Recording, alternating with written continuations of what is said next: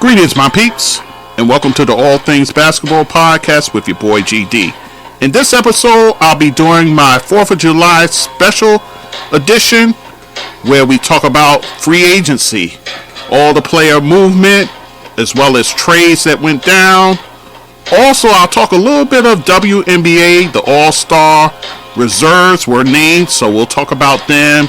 And some coaching news as far as the Chicago Sky goes. So just sit back, relax, and enjoy the show.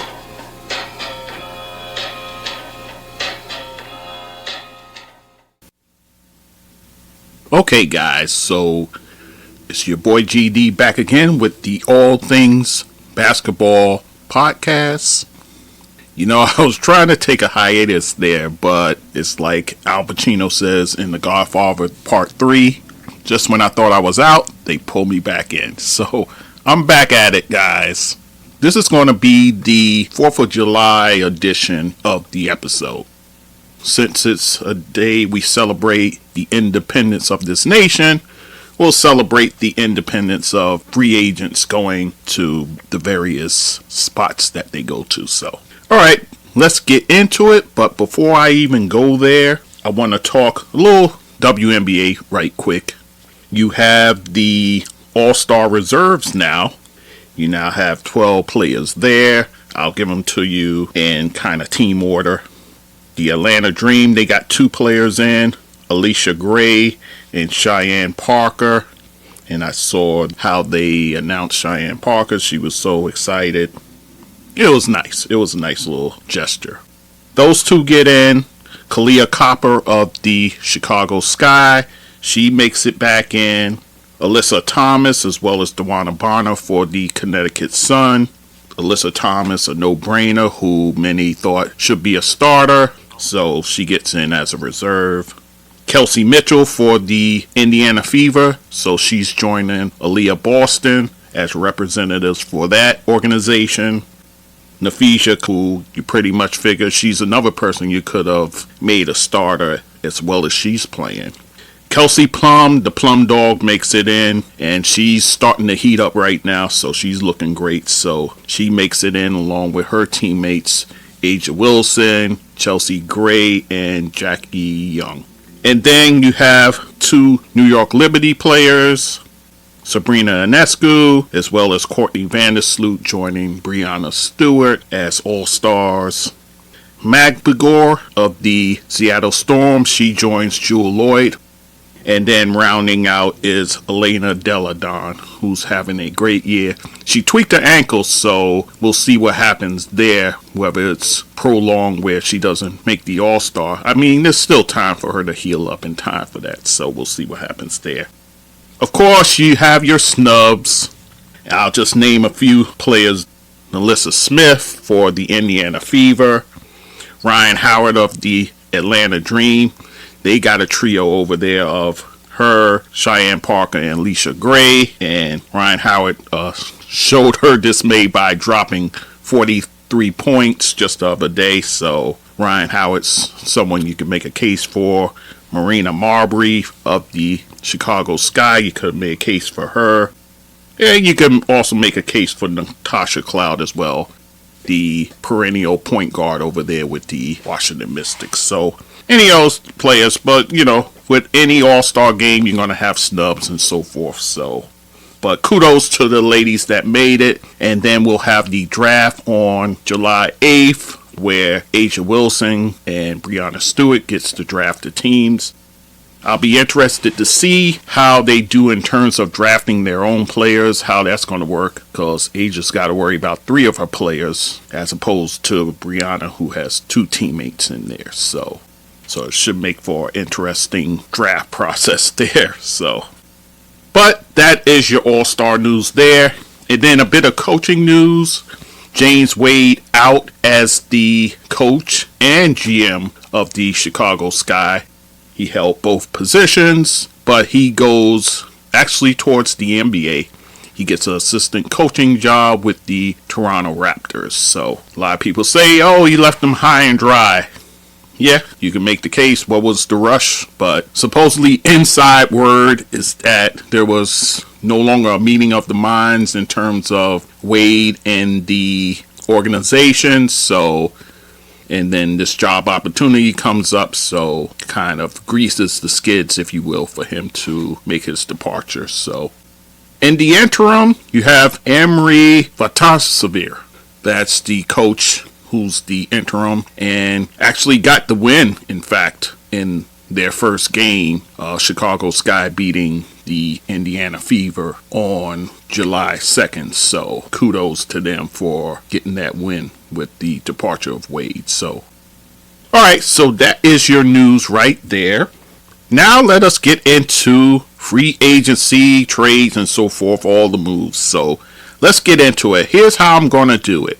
I am going to cover the Eastern Conference first, go in alphabetical order, and then we'll go to the West. So probably going to have to split this up, guys, into 2 episodes. I get the feeling because there's a lot of ground to cover. So let's get into the East. The Atlanta Hawks. They start out by trading John Collins to Utah for Rudy Gay and a future second-round pick. This trade has the smell of a salary dump, which it was. John Collins making $25 million a year. Atlanta frees themselves of that money. So he goes to Utah. I'll talk about the Utah end of it when I get to discussing Utah.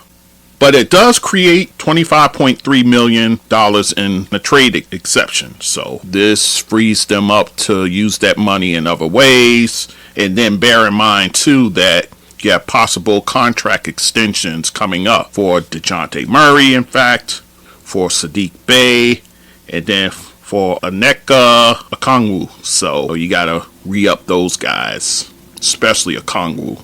And then it seems like there was early discussion about Trae Young being on the move. It seems like that talk has kind of quieted down. It seems like he's there to stay as of this moment. Then we move on to Boston. Boston, they pretty much extend Kristaps Porzingis after the trade, of course, that brought him to Boston. So he rees up for 2 years and $60 million. So that's your major move right there.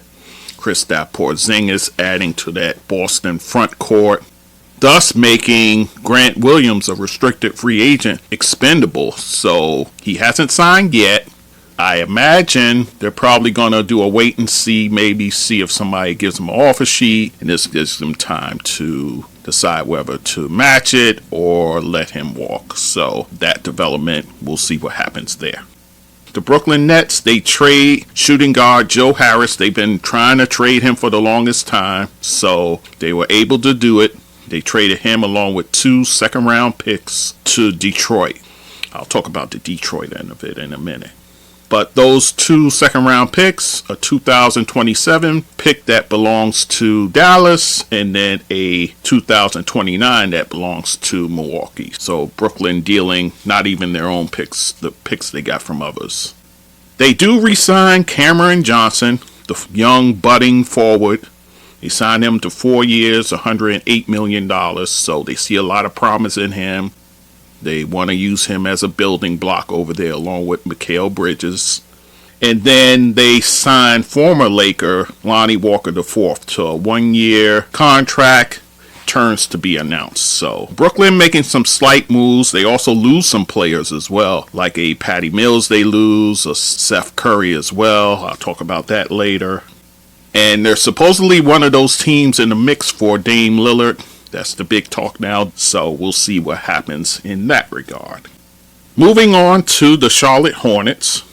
They signed their point guard, LaMelo Ball, to the rookie max deal. 5 years at $270 million. So they do the wise and prudent thing. They hang on to their star and they give him the rookie max. So kudos to LaMelo Ball for securing that bag. And then, as we talk about people re-signing, they actually re-signed Miles Bridges to a qualifying offer He was a player who they could have given a rookie extension to, but with the domestic abuse charges that were levied against him and which caused him to miss last season, he's going to be back.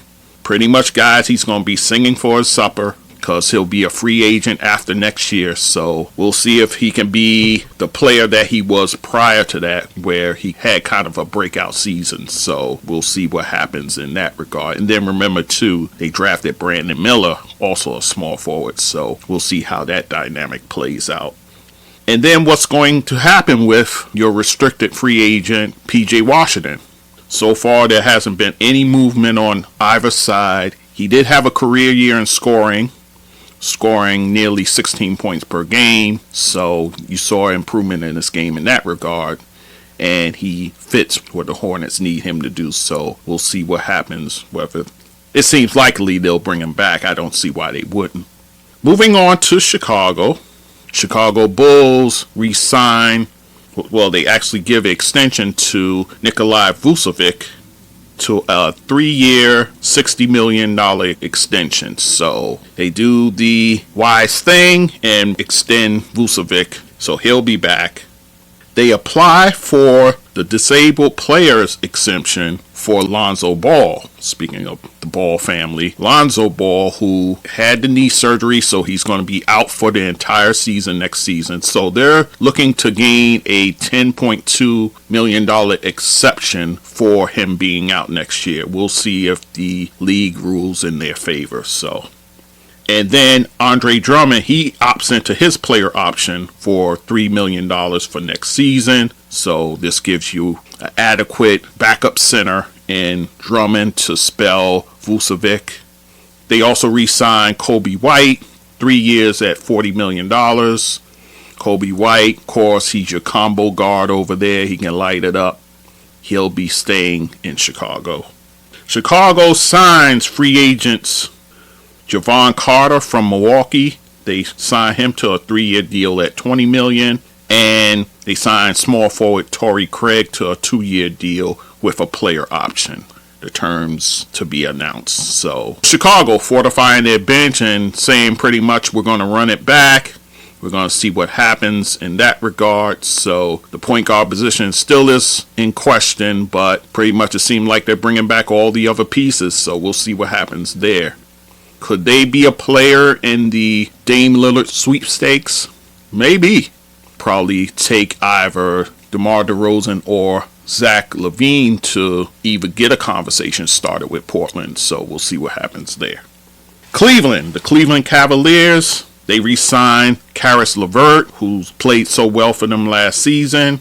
Signs him to a 2-year, $32 million deal, which seems about right for what he gives them. Play small forward over there. He can play shooting guard, spelling Donovan Mitchell. So you have that. They also signed free agent Gorgis Niang from the Philadelphia 76ers to a 3-year, $26 million deal. And Matt Strus from the Miami Heat, 4 years at $63 million. Wow. And it ends up being actually a sign and trade where you have Cedi Osman and Lamar Stevens going on the move along with a 2nd round pick to San Antonio and then a 2nd round pick going to Miami. So it ends up being a sign and trade, guys. Cleveland's pretty much saying, we need to shore up our bench. And they do that with these deals here. So you now have some outside shooting there that you added with Niang and Strus. Cleveland making improvements as they were the 4th seed last year in the playoffs. Detroit Pistons, they acquired Joe Harris, like I said, in a trade. So they get Joe Harris there. You add him with Bojan Bogdanovic, and you have some nice outside shooting over there, guys. They also acquire point guard Monty Morris via trade. They got him from the Washington Wizards. So now you have a very capable backup point guard to play behind Jaden Ivey. Monty Williams starting to shore things up over there. So these are nice additions for that young team. That's for sure. And then the Indiana Pacers, they signed free agent swingman Bruce Brown, who's coming from the world champion Denver Nuggets. They signed him to a 2-year, $45 million deal with a team option. This is such a sweet signing for them to get a guy like Bruce Brown in your program, guy who's an energy player, a guy who's going to play both ways, and just a solid addition to this team. Oh, by the way, they signed their point guard, Tyrese Halliburton, to the rookie max. 5 years, $270 million. And rightfully so. You sign him to that kind of money.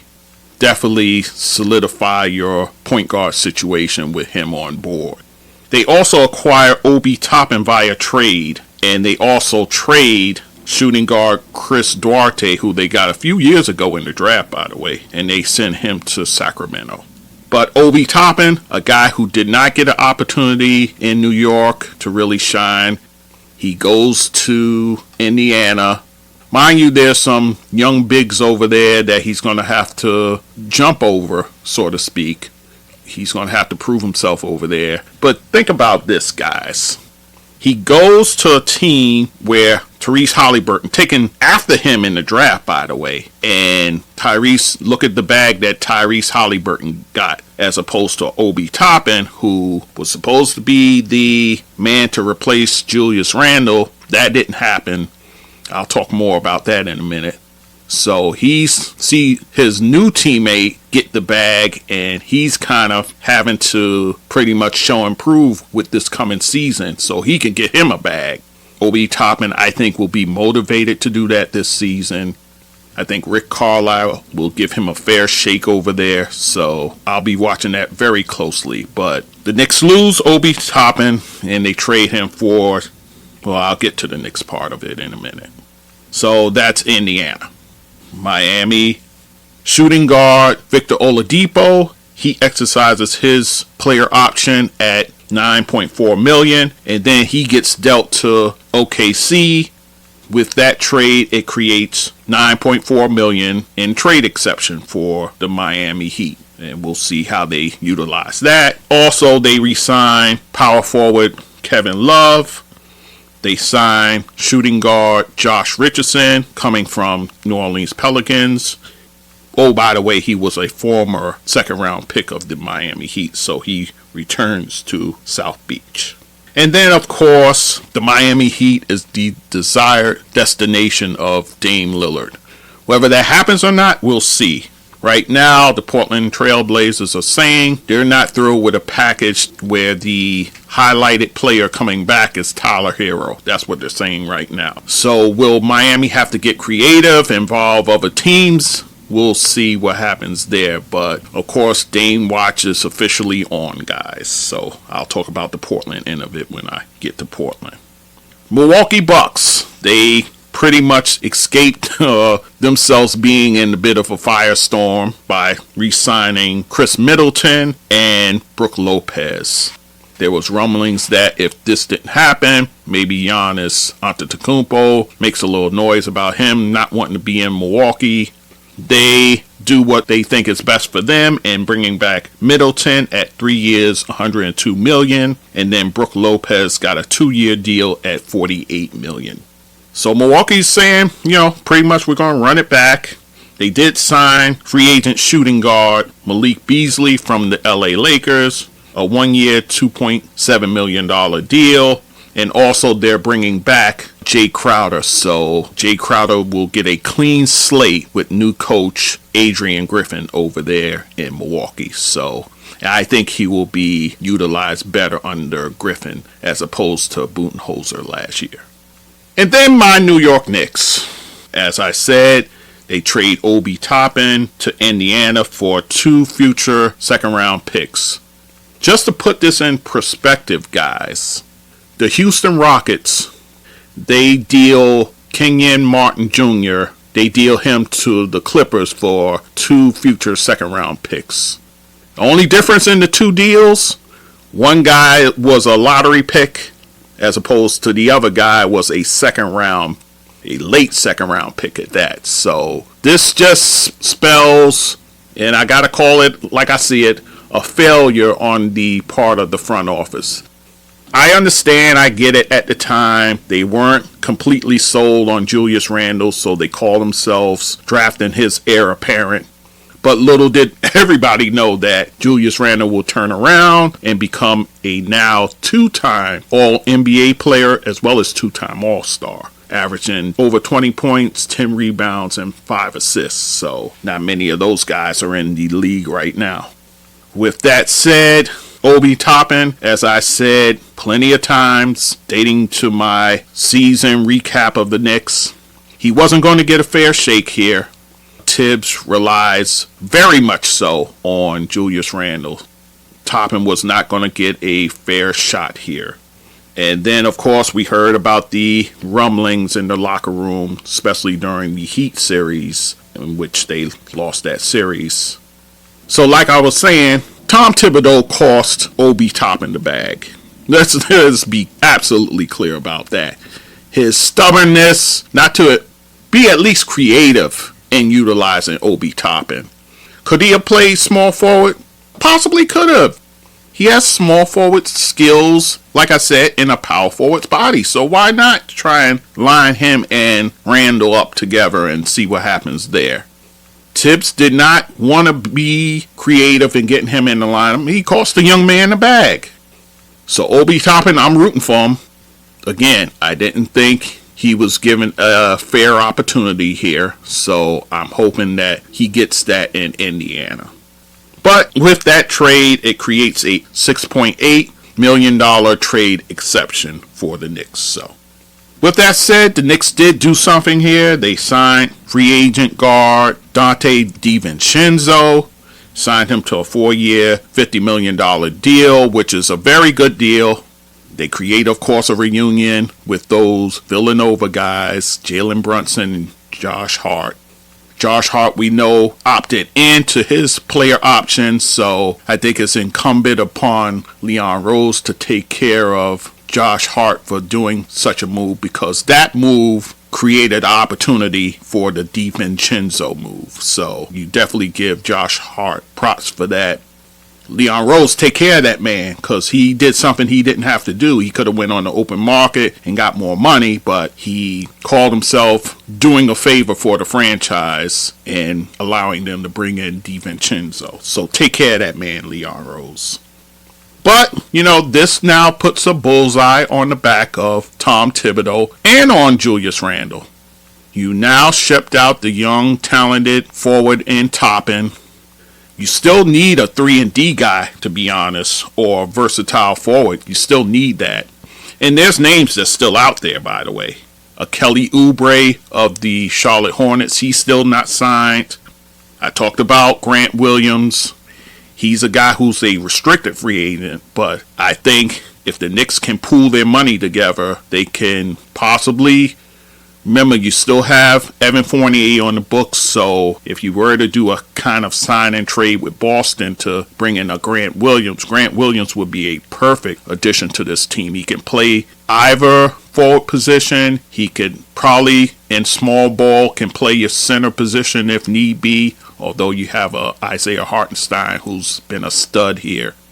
That will solve a lot of your ills if you're the New York Knicks. Also, a guy like TJ Warren, grant you, he's finally healthy, but that would be a total dice roll. This is a kid who, before that foot was bothering him, he was a dynamic player. So, could you catch lightning in the bottle with a TJ Warren? Maybe. Also, a guy like JaMychal Green. He's a guy who can be a solid backup at the 4.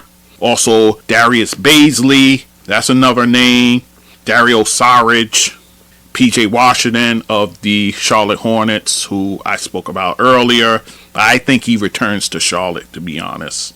And Matisse Thybulle, he's a 3-and-D guy. He was dealt to Portland last year, so he's a guy that's kind of out there as a restricted free agent also. So those are a few names that are out there for the Knicks if they were to go that route. So we'll see what they do there.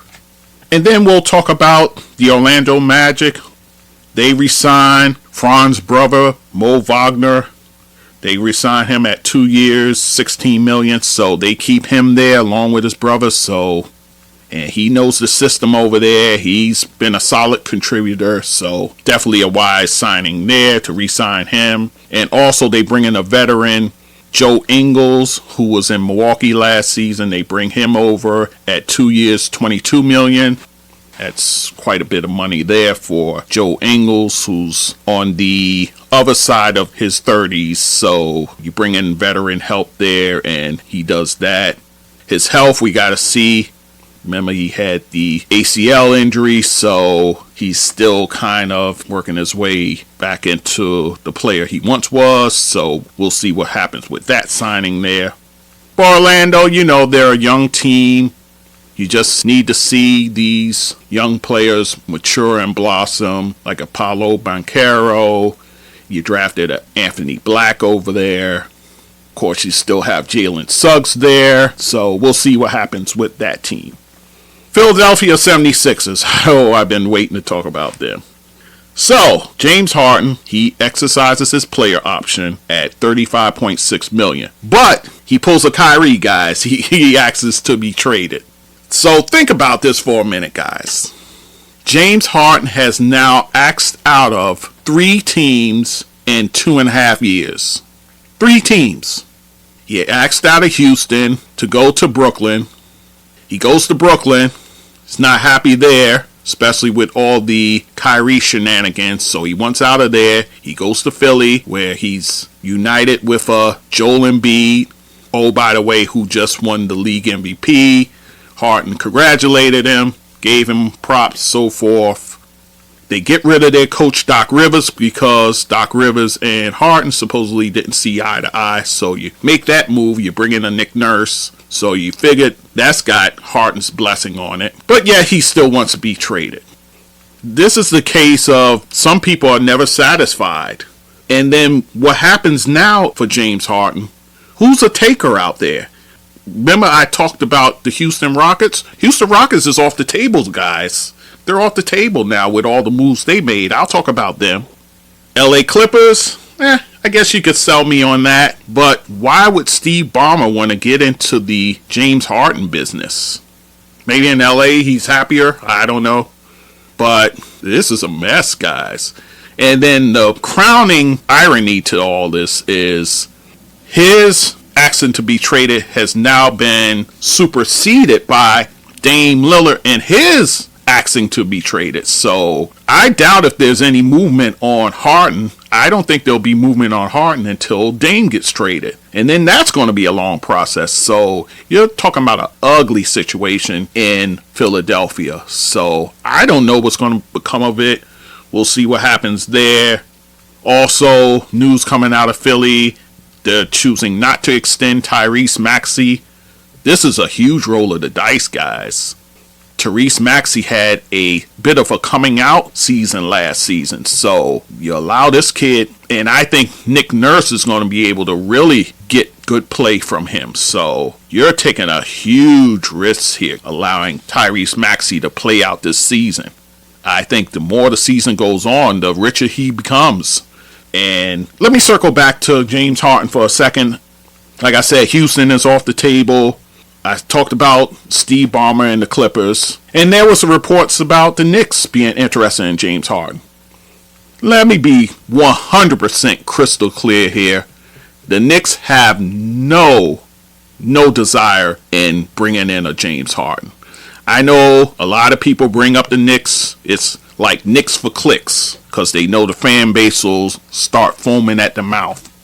If Leon Rose gets into the James Harden business, it is a dereliction of duty. There's no way you can bring him here. No way.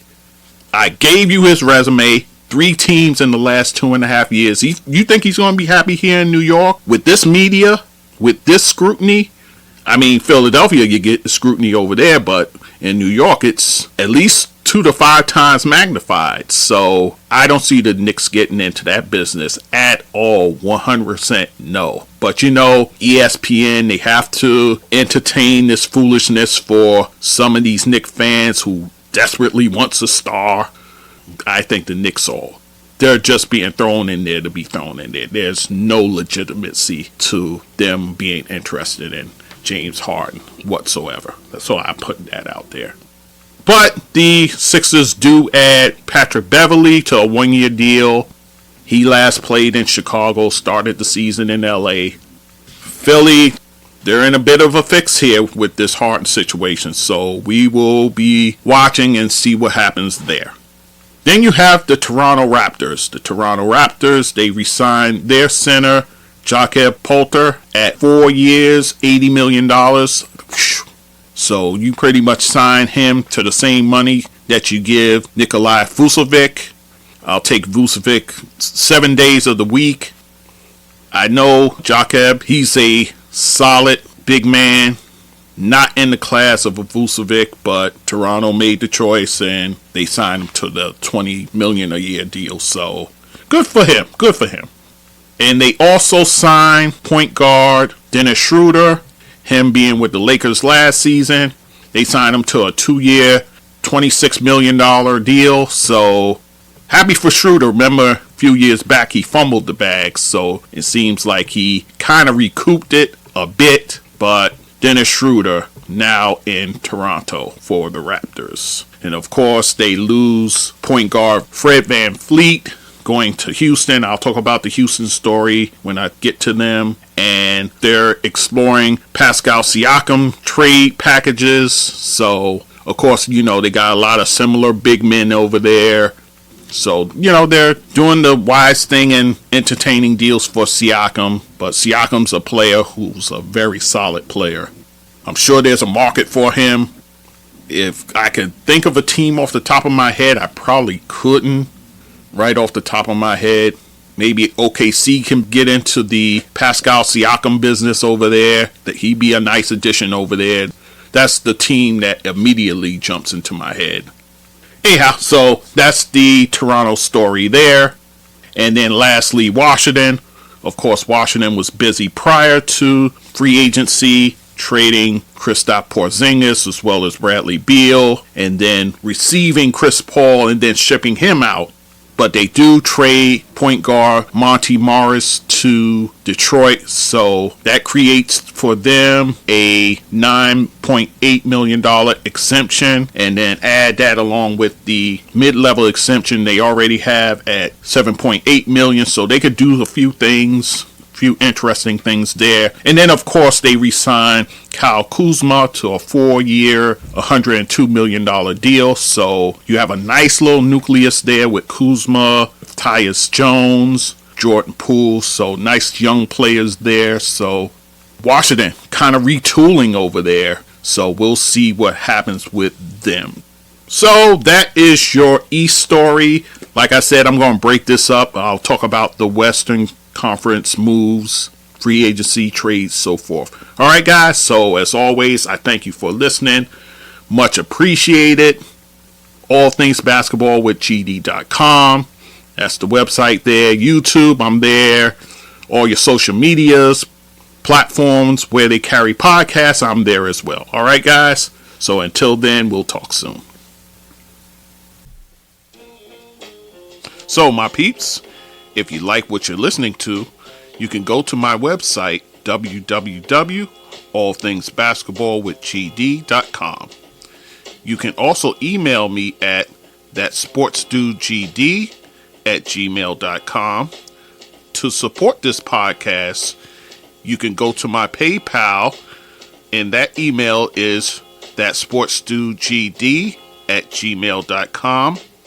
Also on my Anchor page, I have a support button there that you can also use to help the podcast. I'm on all the major platforms like Anchor, Spreaker, Google Podcasts, Amazon, SoundCloud, YouTube, Castbox, Radio Public, Podchaser, just to name a few. And also you can find me on social media, Facebook, Instagram, Twitter, TikTok, Clubhouse, and Fanbase. So, once again, I thank you for listening and supporting this podcast. And take care and be safe.